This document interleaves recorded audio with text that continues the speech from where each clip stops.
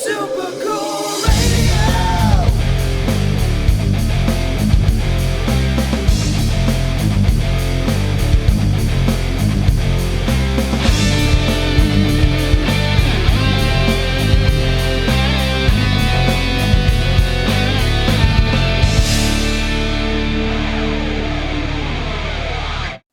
Hello, everyone. I am Matthew Thomas. This is Super Cool Radio. Thank you so much for tuning in. Check this out. I got a great guest with me at this time. He's a legendary musician, journalist, music executive, radio personality, and founder of THC Music and Films. Please welcome Thom Hazaert. Yay, Super Cool Radio is that much cooler right now just because I'm here. Not really. Yeah, I would say it's more like this cool with you being around. Great. Well, thank you. Thank you for that wonderful introduction. I'm kind of sort of some of those things, I guess. But yes, I am guilty as charged. I am Thom Hazaert. For those of you that don't know, I'm a legendary whatever he said. Well, that's what your Wikipedia page tells me, so that's what I'm rolling with. Hey, I'll roll with it too. If that's what Wikipedia says, it's got to be true. That's right. I've never seen anything on Wikipedia that's just false. I've never seen that in my life. Hey, they actually are super anal about that. Like they're anal, man. Like I've went into, I manage a lot of people and I've gone in to change stuff on people's Wikipedia pages that's wrong, and they immediately change it back. It's like it's crazy. Like the amount of attention that they pay to keeping that accurate to what they think is accurate anyway. So hey, Wikipedia says I'm legendary. I'm fucking legendary. That's right. I'll go with it. No way around it. If it's on the internet, it has to be right. Oh, it has to be. So I was kind of, as I said in the intro, a lot of those things is what I've said applies to you. So when you first started in the music industry, do you think you'd be involved in all of those aspects when you first started? I mean, I was 14 years old when I started, so of course in your head, you think, yeah, I'm going to do all this big shit. And I mean, I've ended up doing some pretty mind-blowing shit over the years, that like, where if I could go back to 15-year-old me, I'd probably like, dude, check this out, but yeah, I mean, like you always, think you're going to be a huge fucking rock star and do all this crazy shit when you're a kid. And some people actually do it. And, I'm blessed to have ended up, pretty much checking everything off my bucket list. And, I started really young, man. I started doing this stuff when I was 14, 15 years old. And I'm 47 now, I think. So, I mean, literally 30 plus years I've been doing this stuff. So, yeah, I mean, it's cool. It's exciting.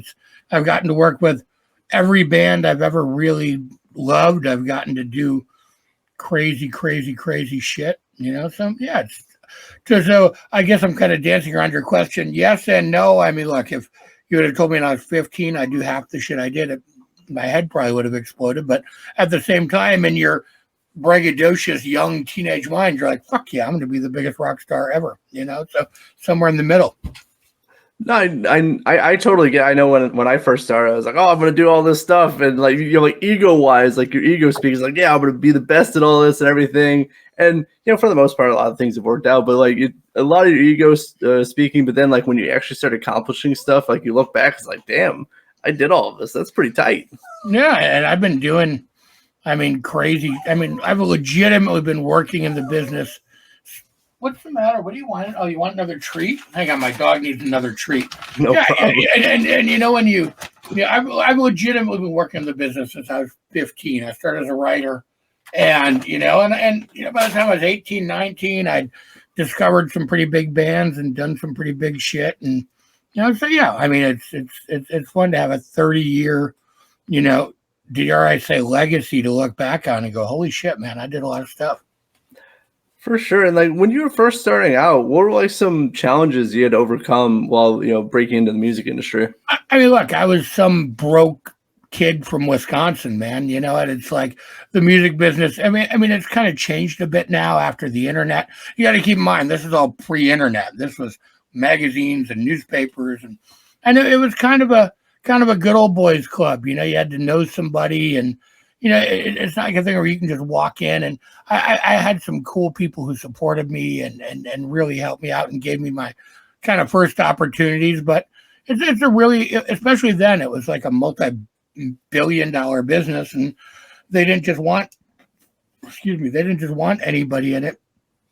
And it wasn't a thing it wasn't easy to break into. You couldn't, when you wanted to make a record, then it cost you tens, hundreds of $1,000s. You couldn't just make a record in your basement and then put it on iTunes and, oh, look, I'm a band. There was a real process you had to go through to, as an artist or as an executive, and you had to, climb these major label channels and get in with these major label people that really don't give a shit about anybody. You know what I mean? So there's a lot of challenges then. I think there's challenges now. I think they're different. I don't know. I'd assume it's way easier now to be in the music business, or just say you're in the music business, because you can, everything's more attainable on a personal level than it was then. Then you had these big corporate machines that, radio and MTV and record stores, and it was just a way bigger machine that you had to ingratiate yourself to and be a part of to really be successful and do things in the business, Oh, for sure. And I know, there's still challenges nowadays, as you said, with the internet. And, I like how you said. And now the challenge is trying to just cut above all the bullshit, because everybody and their mother has a podcast and a band and recorded a record and put it out yesterday on digital outlets. And now it's just everybody thinks they can do that. And there's no, before the music business, it was kind of like a bouncer at the door who wouldn't let you in. You know what I mean? Like now, basically, there's no bouncer at the door, and the club's so full that, you can't really, it's a lot harder to set yourself apart from everybody else, That's a great analogy for describing it, and it's so true. Like, podcasts. There's for me, is hundreds and thousands of podcasts like out. So I have to figure out, like, how do I differentiate myself? How do I change things up? And it's the same for the music industry. Like, as you said, everyone has access to put their stuff on Spotify, iTunes, wherever. That it's so hard to actually try to differentiate yourself and make yourself stand out from everything else. Oh yeah, everybody's on social media pushing their stuff, and there's no. Basically back in my day, there was like 8 record labels, and, there was one radio station in your town and a couple big magazines, and you had to get in the door of those, period. You know what I mean? Like, there was a few indie labels. There was Metal Blade and then Roadrunner. There's a handful, but there wasn't like it is now. Everybody and their mother has a label out of their basement. When I started running labels, it was fucking expensive to run a label. Like, my first label was in the early 2000s, and I had distribution through E1, and you had to spend tens of $1,000s to buy into retail programs and buy your shit into stores, and you had to get yourself into Best Buy and Hot Topic and Musicland and Sam Goody and Tower, and there was so much more to it now than, oh, I put a record on Spotify, I'm going to do some ads on Facebook. You know what I mean? Like, that's what it is now. It was so, and even my last label I had, THC, I started, basically the first label, I was like, okay, I hate labels, I'm done with this. 5 years later, I started another one, and then I'm like, okay, I hate this, I'm done with it. And then I was prompted by someone else to get involved with another one. But even that one, again, in my eyes, I still see that major label work ethic, that major label way of doing things.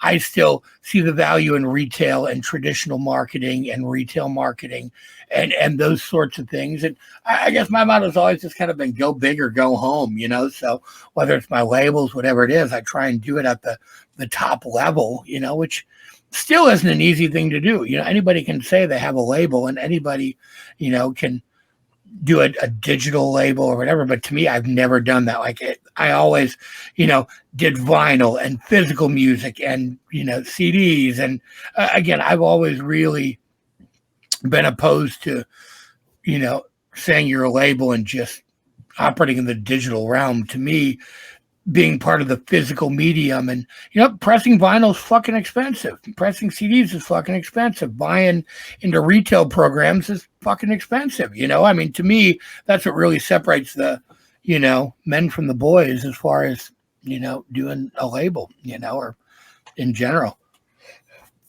Oh, for sure. Again, I really like how you explain that too, because there are so many record labels that again just exist on social media and stuff. Which what again, I don't really see the point. Like if you can't like get your physical stuff out there, or get your shirts in retail, or for shows and all that stuff, then I don't think, to me, it doesn't seem like it's truly helping the artist. Yeah, I don't see what a label is bringing to the table. Again, a lot. If you're just, an artist, and I think that's kind of changed the dynamic in the business a little bit too. It's like if you're an artist and you are going to sign to a label, you can put your stuff through a digital aggregator yourself. You can put your stuff through TuneCore or through whatever. You don't need a label to do that. If a label doesn't have some kind of physical thing to offer, some kind of marketing presence, some kind of something to offer, I just don't get it. I don't get the point to signing to a label if they don't.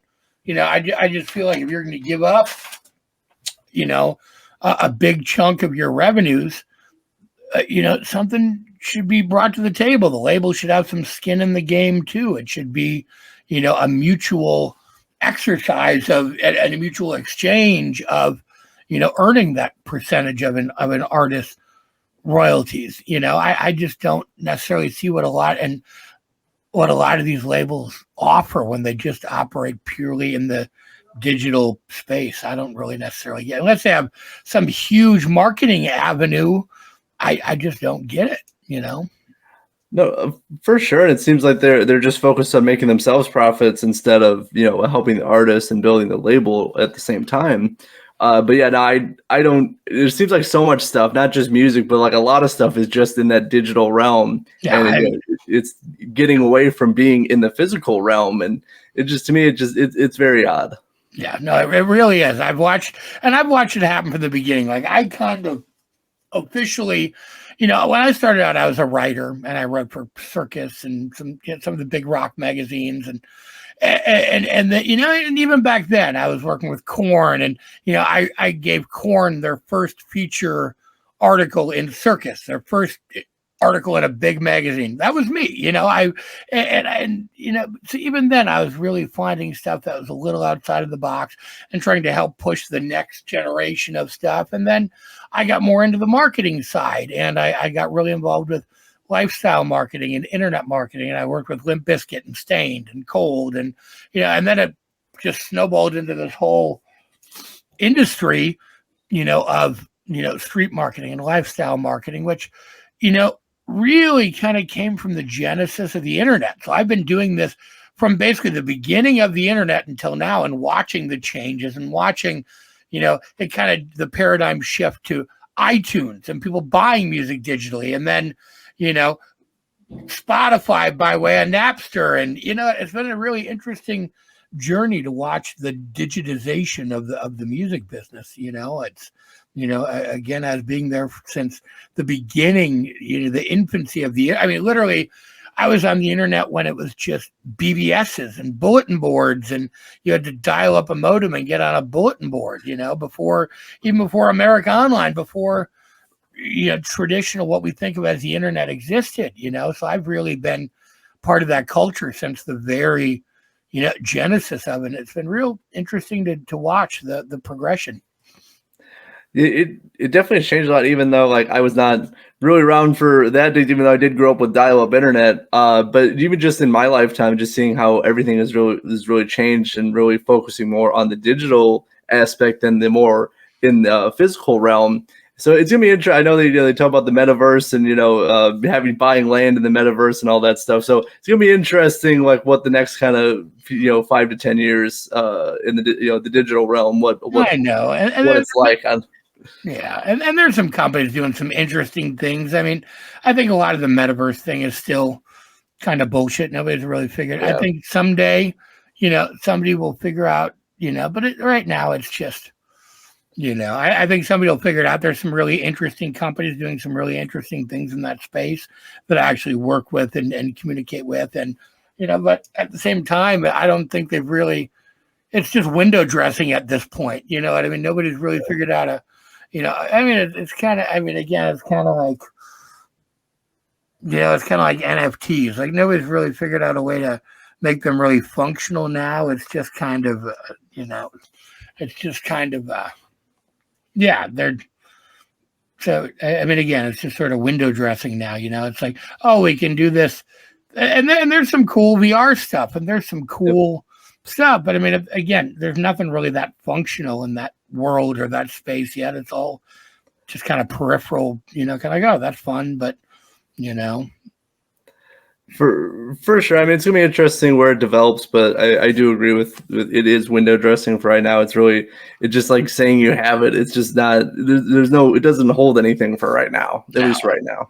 No, it really doesn't. I mean, I think with NFTs, and it might progress beyond being an NFT, but I think, it's a space that people will start figuring out ways with incremental ownership. And, I think there's interesting things there to develop and explore and yet to be unearthed as far as the distribution of music and music rights and art and different things. And, I have these kind of conversations often with a lot of my friends who, work in that, in that arena.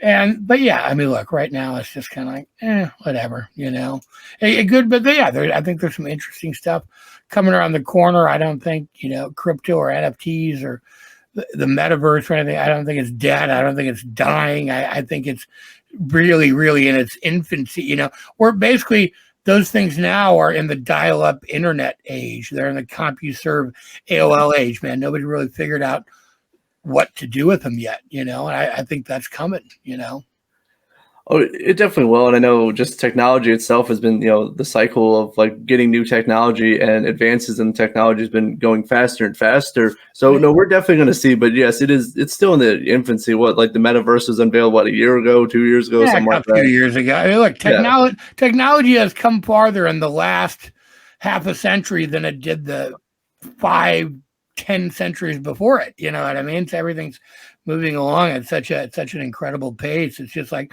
one, something, that came out yesterday is obsolete today. It's really kind of fucking, I mean, look at how long broadcast network TV lasted. Look at how long home phones lasted. Like they were invented at the turn of the century, and they, 100 years before, and then cell phones came out, and then in 20 years, it progressed to, where we are now, where you have every bit of information in the universe in your hand at any given second, man. It's crazy. Yeah, and just the size of it too. Like cell phones are so small, but they started out as these huge things with these huge antennas. So I remember my first cell phone. It was hello. For sure. I remember carrying around a pager, man. I don't know if you're old enough to remember beepers, but my dad had one. Yeah. There you go. Exactly. I'm your dad. I rode hard like a crack dealer with my pager. Run into a payphone to call somebody back. Actually, I saw one the other day. I was surprised. I was like, these still exist? That's crazy. Yeah, I don't know. I don't know if they still do or not. I don't know if they still exist functionally. I'm sure they're still around, but I don't know if you can actually like get a pager and pager service. And that's true. I don't know what the point would be. I mean, when you can like just text or call, like I don't know. Yeah, but really, really nice stuff about technology. Talk about very in deep with everything. I did want to talk about, because I know for you've been an A&R scout for a long time as well. Like, what do you look for in a band? I mean, now nothing. You know what I mean? It's like, I mean, at different points in time there are different things. But yeah, I worked with, I helped Papa Roach get their deal. I did A&R for Jive, and I tried to sign a bunch of bands, really early on that Jive passed on, Papa Roach, and I knew the Linkin Park guys early on. I brought Jive Non-Point. I mean, I brought them a bunch of bands that I, turned out to be really huge bands, and they passed on them. And, and then I, found Chimera when they were really in their infancy and brought them to Roadrunner. And then, and a bunch of bands. I mean, there's a bunch of bands I got signed directly, a bunch of bands I was indirectly. Papa Roach, I set up their showcase in LA that they, after Jive passed, I set up their showcase in LA that they got signed off of, and I was there the night they basically got signed to DreamWorks and helped bring the guy there that signed them, and You know, and same with, you know, Chimera and Switched and Depswa, who, you know, got signed to Geffen. And so, I mean, like, it was, you know, at different periods, it's different things. When I was just kind of managing and trying to find deals, there's certain intangibles that just bands had, and you could see it and know it. I mean, obviously it's talent, but at the time, I mean, look, the look was important, and fitting into what you had to know what labels were signing and what fit into that. And sometimes you can break the mold and bring them, like for instance, Chimera. Roadrunner did not. Everybody at Roadrunner wanted to sign Chimera, but the guy who actually ended up signing them, who's a dear friend of mine for decades, didn't want to sign them. He was not into it. It took me 2.5 years to break him down. And everybody else, from Dino from Fear Factory and Stefan from the Deftones and all these, Jack Osborne, all these other guys were hitting him up going, you have to sign this band.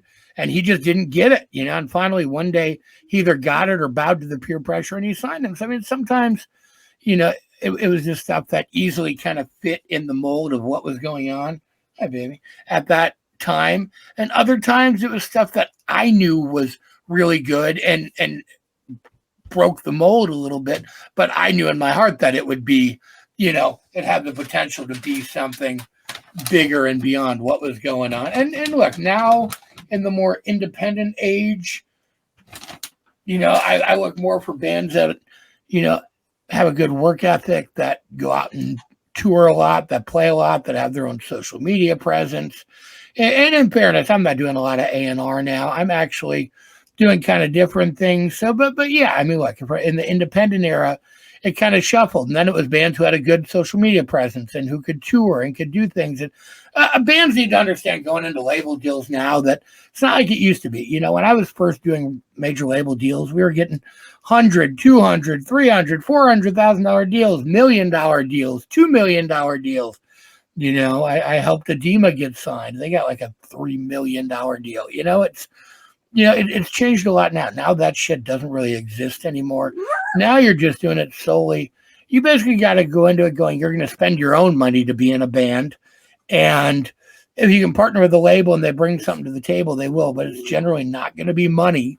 You know, it's going to be marketing experience and expertise. And, you know, it's just it's a totally different world now. It's a totally different dynamic, you know, as an artist and as, you know, a label, as, you know, any position in this business. It's a totally different dynamic than it was. And this is a totally different conversation than we would have had 15, 20 years ago, you know? Oh, for sure. I know it again, as we were talking about with marketing and technology, it's changed so much even in, you know, recently. And as you said, with the independent era, that a lot of stuff, as we talked about, you know, bands can do themselves. Yeah. Unless it's such a great deal, but even that is rare, you know, very rare to come by. And I know I've heard a lot of not so great stories of bands, you know, signing to labels and regretting it. So, I mean, there's a lot to consider, like, you know, for bands and signing labels. There is. And honestly, a lot of labels now too do like artist services things where they charge the bands. And look, I'm not against that model. I've done it. I do it. But I'm a guy with 30 years of experience and a ton of connections. And, you know, that's what I've always sort of done for the last 30 years. You know, bands would hire me to, you know, do management consulting or marketing consulting or publicity, or they'd hire me to do something. Or a lot of guys would hire me. A lot of people who wanted to start a label would hire me, and I would put together their label for them and get it started and help them find artists and get all of the pipeline set up for retail and everything else. And so I'm not opposed to people getting paid for their work or artists paying a label. It goes into more of the realm of a partnership then. But some labels do it and give the whole thing a bad name because they do it and they don't do shit. You know, a band will give a label a ton of money. They'll kind of, you know, stroke them off for a couple months and that's it. You know what I mean? It's not, you know, it's something to definitely be wary of.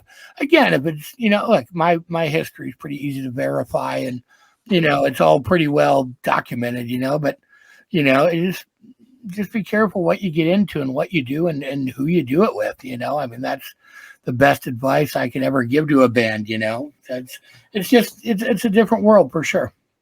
Oh, definitely, and obviously reading, everything, the contract, all the stuff, getting in writing is very important. And I'm not saying like for all labels, but just some of the bands who I've interviewed have, said for particular labels. But for you, I think it's a little bit different because you're bringing so much experience, connections, and everything that it's it's a little bit different, working with you compared to like a whole label.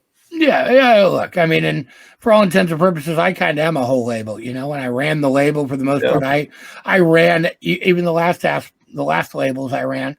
I had a partner whose name was on the label, that it was his label, it was our label, but I did all the work. I mean, literally, I did.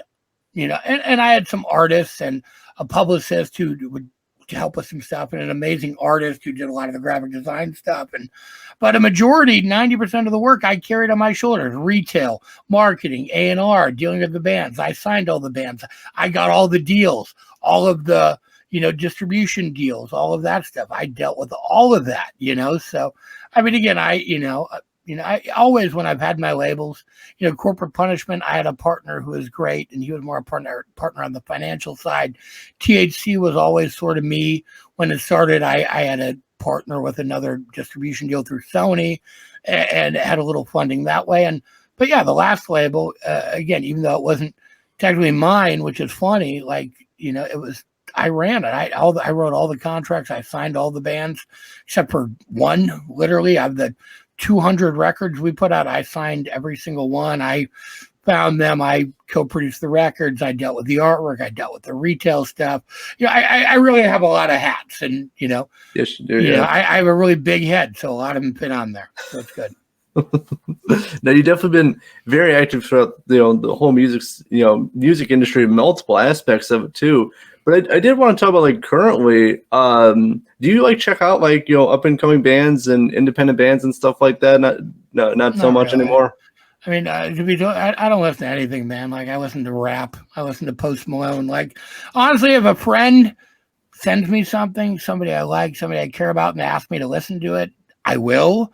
But I don't really go and seek out bands. To be totally honest, I'm not a big fan of where music is right now, where the music business is right now.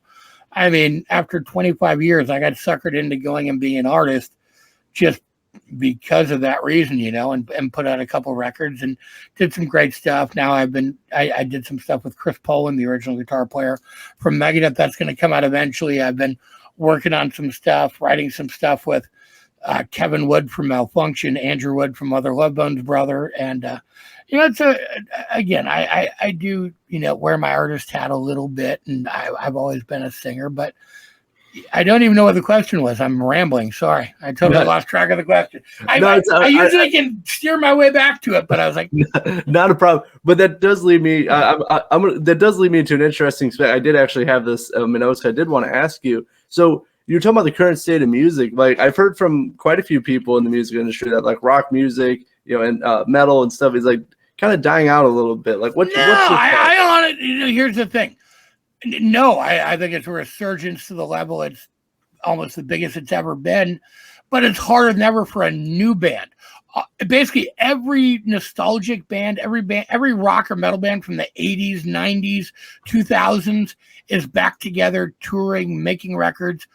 It's harder as a new artist to break through. If you were on a major label at any point in your life and had any kind of success, you can go out and milk a career out of it now. Even if you had one hit 40 years ago, no, I think for nostalgia bands, I think for pre-existing bands that were in that major or giant mini major structure, I think there's a lot of opportunity, but I think as a new band, it's harder than ever because there are none of those labels. There are none of those opportunities. It's just a different game. So no, I think, major labels aren't really signing new heavy metal bands for the most part, or new hard rock bands. And the ones they do sign are weird shit that's not really rock. It's like Imagine Dragons. They sign Imagine Dragons and call them a fucking rock band. You know what I mean? I think metal and rock are having a resurgence like they've never seen before.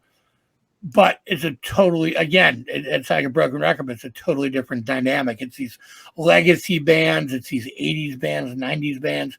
Everything's kind of based around nostalgia, and I think that's part of the problem. Is as these bands start to die off, no, not to be gruesome, but there's nobody behind them to take their place. You know what I mean? There's really not, a next generation of huge bands that are ready to take the place of these big bands as they kind of retire or pass away. I mean, look, some of them are getting up there in age. I mean, the guys in, Dave Mustaine's like 65 fucking years old. The guys in Metallica are in their 60s. It's like, and the bands that came before them are even older. I mean, there's guys on stage literally now who are 70, 80, 90 fucking years old, and they're carrying the torch still, so it'll be interesting to see what happens when Kiss goes away and when Motley Crue goes away and when, Van Halen already went away. We lost Eddie, which is horrible. It's slowly starting to happen, and it'll be interesting to see where the music business evolves from there. I mean, there's already a next generation of Ghost and Five Finger Death Punch and big bands that came up behind them just in the tail end of the major label structure. But after that, it's kind of a void, I mean, I don't think any of these new bands are big enough to sell at arenas or stadiums or, if you throw 500 of them together at a festival, you can do well. But it's going to be interesting to see how it evolves from there. I think it's going to be a very interesting point in the music industry where where we do get to that point, because I mean, obviously you named Ghost, Five Finger Death Punch, and maybe a few other bands, but I don't, if they weren't on a label, you have a very good point that they didn't get any recognition or, not many opportunities. Yeah. So a lot of these bands, like in this moment, Ghost, Five Finger Death Punch, all these bands these newer bands, they're not newer. They're 20 years old now. Even the newer bands. I mean, I worked with I booked Five Finger Death Punch. I went and saw them the other night and I was thinking about it. I booked their first show. I'm from the Green Bay, Wisconsin area. I moved to LA and lived there for 20 some odd years. I still go back and forth. And, but I booked Five Finger Death Punch's first show here in a tiny bar in 2007. It's 2023. I mean, all these in this moment, I had the opportunity to sign with Corporate Punishment 20 plus years ago before they got signed. Suicide Silence, I had the opportunity to sign. I had the opportunity to sign Five Finger Death Punch. It was presented to me. So Ivan was in a band called Ghost Machine before. So he quit Motogrator, started this band called Ghost Machine. And, I spent a shitload of money putting out the Ghost Machine record. The day it came out, he quit and joined Five Finger Death Punch. And, there's this funny story. We'd done this festival in the middle of nowhere in Missouri. It was actually Five Finger Death Punch's first show ever and Motogrator's last show at the Ivan. And the promoter did this huge festival in the middle of nowhere. 100 people came. He lost his ass.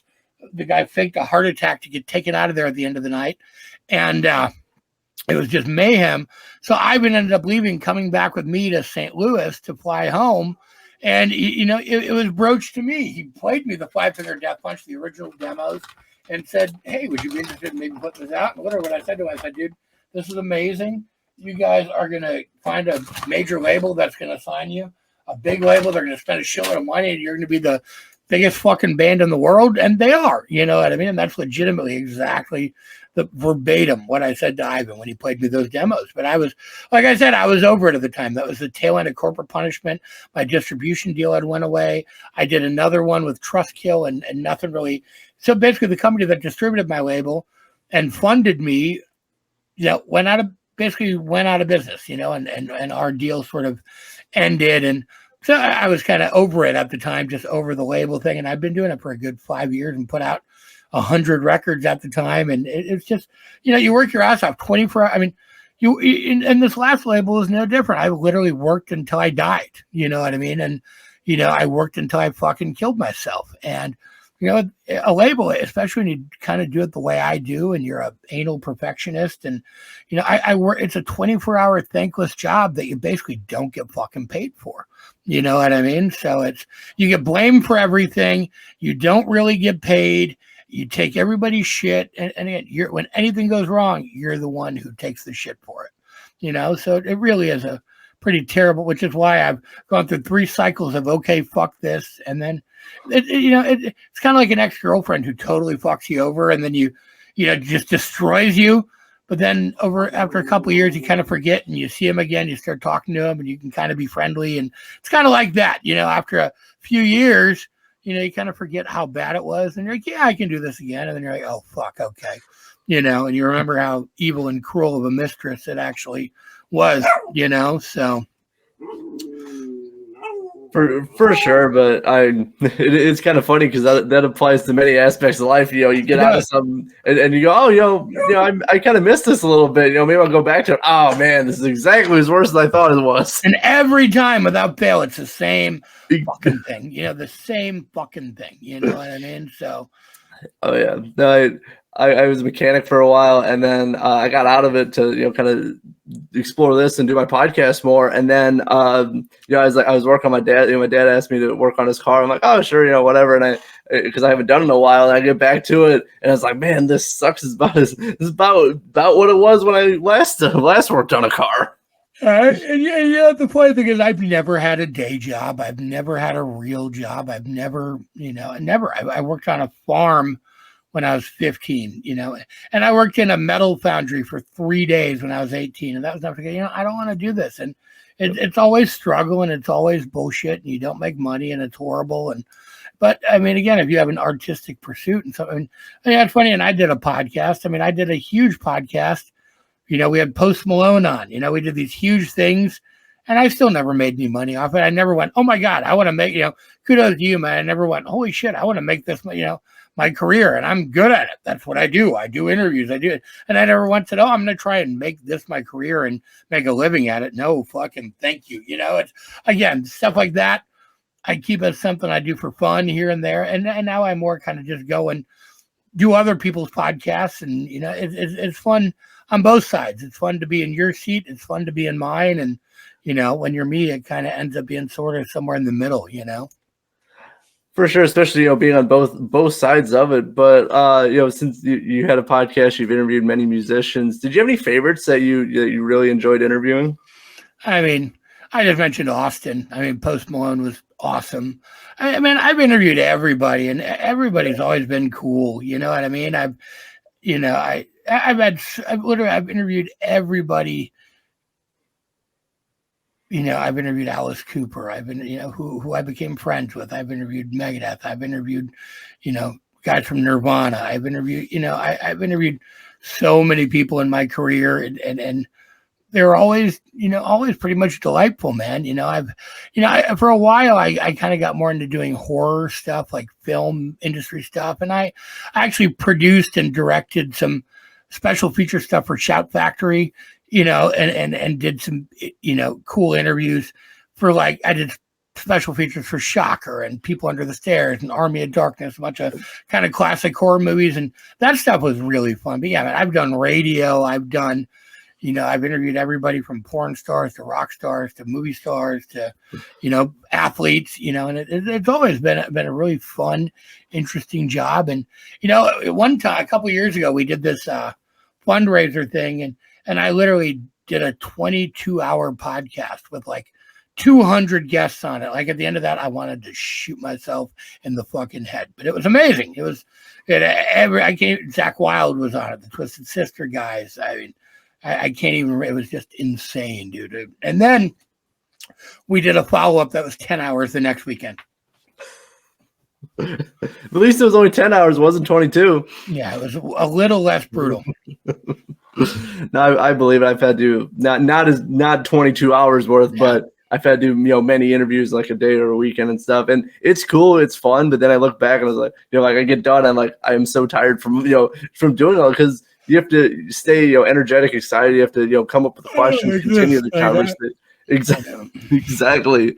There's so much that you have to. I've talked to people who wanted to do interviews and podcasting, and they don't see how much actually is involved with it. They just think you show up and talk to people, and sometimes it does happen, but it's at least rare for me. You have to show up and talk to people and not look like an idiot and be engaging and keep the conversation. Unless you get some people, you do interviews and it's just a really beautiful natural dialogue, and people are well spoken. Some people are just 2-word answers, and you have to keep dragging. And some people don't want to do the interview; they don't give a fuck. You know what I mean? And I've been on all sides of that too. And Peter Steele from Typo Negative was one of my favorite interviews too, man. Peter was always, I remember I tell this story pretty often, but I was 15 years old, 16, And I wrote for a local paper, and I was doing a type of negative interview. It set up the Roadrunner.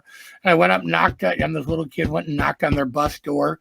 Pete Steele's giant 10-foot ass answered the door. Hello, what do you want? I'm like, I'm here to do an interview with Peter Steele from Type O Negative. Go away. And he like slammed the door in my face. It's fucking hysterical. And he's like, I'm just kidding. Come in. And he became a dear friend of mine. And, but yeah, that was a really fun, funny, ridiculous moment. But, lots of shit like that. But again, it's a really hard job doing interviews, and especially when people don't want to do the interview, and you have to carry the interview. And I've been on both sides where I do interviews with people that do terrible interviews, and I basically have to carry their side of the interview. You know what I mean? So it's like, I've been on both sides of that too, For sure. I've had my fair share of interviews like that too, but I can say that I'm enjoying our conversation. We don't have to carry each other. We both carry equally with the conversation, so we don't have to, just give short word answers. We can actually have a nice conversation. But I can talk about anything for an hour. That's one of my gifts. I'm okay with it, but I did want to talk about, kind of talk this a little bit before the interview, about puck hockey. Yeah. How'd you get involved with that, and what is puck hockey? Puck Hockey is a really rad lifestyle clothing company based in Detroit, Michigan. I met them really early on. Matt and Amy, who own the company, are super great. So when I met them, they had like 36 Crazy Fists and a couple artists, and they were just kind of starting to do some branded music stuff.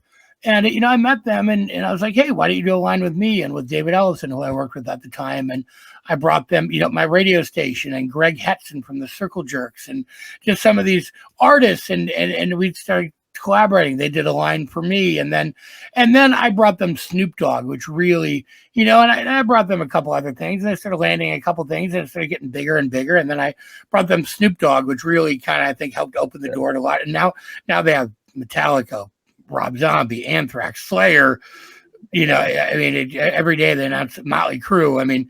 But yeah, they're friends of mine. I collaborate with them on some stuff. They keep me looking good in clothes, and they're delightful, dear people. You know what I mean? And there were times where our conversations got a little heavier about me being a little more involved, but paths diverge, and I was out touring for 5 years, and doing rock star shit, and they're great. They're a wonderful clothing company. And yeah, there's one of the things I'm involved with. I also just started working with Volatile Skateboards. They're an awesome skateboard company who I actually met a couple of years ago when they did this for us. And so they did some skateboards for me for some of my last endeavors. And John, the owner, and I became good friends. And we just talked over the years, and I was like, dude, why don't I come work for you? Yeah, fuck music. I'm going to come make skateboards. And so I was kind of half joking talk, and then it just kind of happened. So now I just became the, VP of marketing and sales, and I'm doing A&R. And,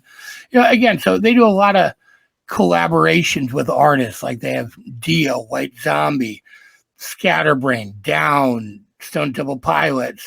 It's a really, really long list. Dark Throne, Cradle of Filth. It's a really long list, but so they do a lot of really cool band collaboration decks. So again, that's sort of what I've been doing, is bringing in new collaborations, new things. In the last 2 weeks, I've brought in 10. You know what I mean? So fortunately, none of them we can really announce yet. I'll come back and talk to you about it when they get that way. But sure. Yeah, they do Warrant, Cinderella. It's this really cool combination of, Fishbone, Helmet, Filter. We just released a Filter deck, and then they do Subhumans and GBH, and it's really a cool company, man. It's really kind of diverse and all over the place. So I've been, it's been fun. It's been fun to kind of step into a different world, but and I've always loved skateboarding.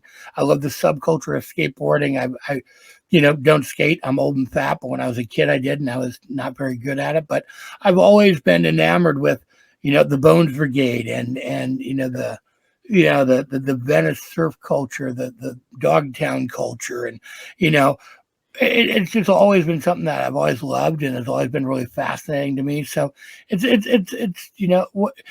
film, skateboarding culture, pop culture, and music have always kind of been my great love. So it's cool to kind of and I've kind of stepped into all those sides, but this. So now it's kind of fun to step into this, and we're working on putting together a pro team, and and I've been kind of in charge of that, and so it's fun. So we get to do these cool collaborations, and I get to bring in artists, and it's really interesting because when you go to an artist, not everybody's offering them skateboard deals, so it's really kind of a unique thing to be able to present, because usually people are pretty fucking interested because it's such a cool. I mean, and I just got a mountain of cool. Like, look at how cool this is, man. Like, I've had this hanging on my wall for like 2 years. I've just got this myriad of, skateboard decks surrounding me. And eventually I'm going to redo that wall with skateboard decks, I think. So we'll see. I'm going to try and do get some up. He's sending me some more to get them up. But yeah, so it's really a fun. So yeah, I'm doing that and some music stuff. And I work with an amazing cancer charity called Inc. Against Cancer. And I've been trying to help them out with some stuff and helping them put together some initiatives for next year. So like I'm always trying to move forward and push things forward and do good things. You know what I mean? In some regards, trying to keep that balance between trying to, keep money in my pocket and try and keep karma on my side, And honestly, I mean it's a great way out, great way of great outlook, great way of doing things. I mean, that skateboard looked badass. So I mean, thank you.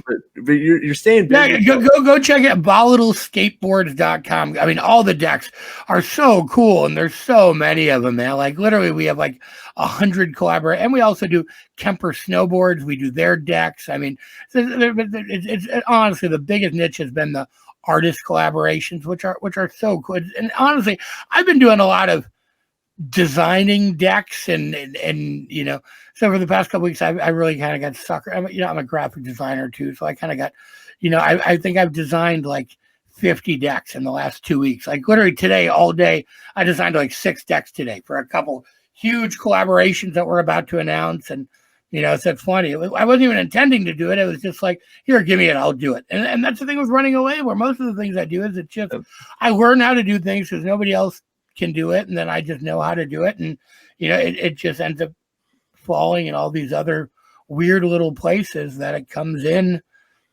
handy or appropriate, like with the skateboards, you know what I mean? Like, I'm like, here, I'll do it. We get a new thing here. I'll do the mock-ups. I have an idea, and I do it, and they love it. And I'm like, okay, cool. So it's good. It's good to know how to do a lot of different things and wear a lot of different hats. That's so you can always, if I've always sort of been a chameleon, I've had to reinvent myself 20 fucking times in my career. You know what I mean? And as much as the business changes and the people in it change and the things in it change, to stay viable and stay relevant, you have to know how to do different things, and you have to, if you don't want to be a dinosaur, you have to keep up with how things are done now. And I like to keep a good eye to the future, but also one eye to the past, and just keep paying respect to where the business came from and where I came from in it, but trying to be forward thinking and progressive and push things forward. Oh, for sure. And honestly, that you have to be, you can't just rely on just like one skill set. You have to be as versatile as you can and learn different skills to apply them to different aspects. Even music and skateboard, kind of related some degree, but not like completely. But to be able to transfer your, what you learned from running a label to now designing skateboards, you have to be as versatile as possible. That way you can keep evolving. You've had a 30-year career. You're not the same person when you first started.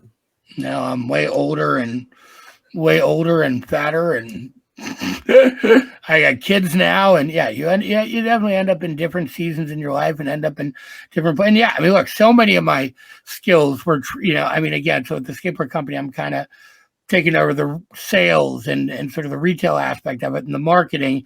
And it's all pretty interchangeable with the music business, especially because a lot of the decks we do are music collaborations, you know what I mean? So it's really, just right in the wheelhouse of what I do. And even more so than I thought it would be, there's more of these little bits and pieces of things that I do and, random skill sets I have that have come in pretty damn handy, But really, it's really just about, at the end of the day, it's just about people and being able to deal with people and having people like you, and trying to maintain relationships and, that is a huge thing, like especially when I first started, like networking, relationships, these connections. That's like honestly, like that's one of the biggest foundations for anything, really. No, it really is, especially anything in entertainment. I mean, like it's all about communication, trying to be a effective communicator, whether it's verbal, whether it's the written word, whether it's emails, whatever it is. I mean, being an effective communicator is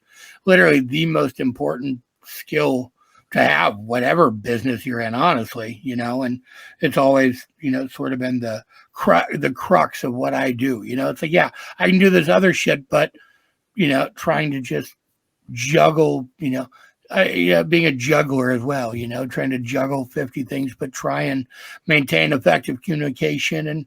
And again, just, you always get caught in weird situations and you get fucked over by things. You got to be able to reinvent yourself and move on from it. And I've had plenty of those situations in my life where I've gotten fucked over by situations both in and out of my control. And I think how you deal with that and bounce back from that and what you do is kind of what defines who you are as a person and as an entrepreneur and a business person. Oh, for sure. You have to. I mean, it's going to happen eventually to everybody. You never know when stuff like that might happen. But I mean, you just have to dust yourself off, reinvent yourself, and go in either a different direction or pursue the same direction but a different way. I mean, that's all you really can do. With that, it's gonna happen in life eventually for everybody. Oh yeah, you're gonna get kicked in the nuts a whole lot. If you, that's not gender specific. If you have nuts, I mean, you're gonna just get kicked. Period. And then when you're down, they'll kick you some more. And then when you're getting back up, they'll kick you some more. And then if you finally get back up, they'll kick you some more. So it's those who can stay up that, succeed and thrive and go forward. Oh yeah. I mean, honestly, that's all you can really do anymore. But Thom, I really appreciate hanging out with you. Thanks so much for stopping by Super Cool Radio. As I wrap this up, so 2023 coming up very fast. We're at the end of December. What's kind of your plans and outlook for next year? Lots of fucking skateboards. I mean, that's really it for right now. I have some music I'm going to finish. I think that stuff I did with Chris Poland is hopefully finally going to come out and see the light of day. And, again, we have probably 20 skateboard collaborations we're going to launch in the new year. And, again, I'll always be looking for new stuff and new artists and new collaborations. And, I also work with a clothing company called Devil Horn from the UK and, doing some things with them. And again, just kind of looking to see what presents itself next. Right. I really dig it. I look forward to seeing like what you come up with for next year. I look forward to seeing all those cool skateboard collaborations. I'm definitely very interested. So I look forward to all of that for next year as well. Definitely. If anybody wants to find me on social media, they can. THOM HAZAERT, Facebook, Instagram, the usual bullshit. Volatile Skateboards, VolatileSkateboards.com, DevilHornLTD.com, Puck Hockey, PUCKHCKY.com. All kinds of cool shit. Find it. I will drop some links for all things for yourself, Puck Hockey, Devil's Horns, and Volatile Skateboards, all that in the description of this podcast as well. But Thom, awesome time hanging out with you. Thank you so much. Awesome, man. Thank you so much. I will talk to you soon. Sounds good. For Thom Hazaert, I'm your host as always, Matthew Thomas. Thank you so much for watching. Listen to Super Cool Radio. And remember, stay frosty.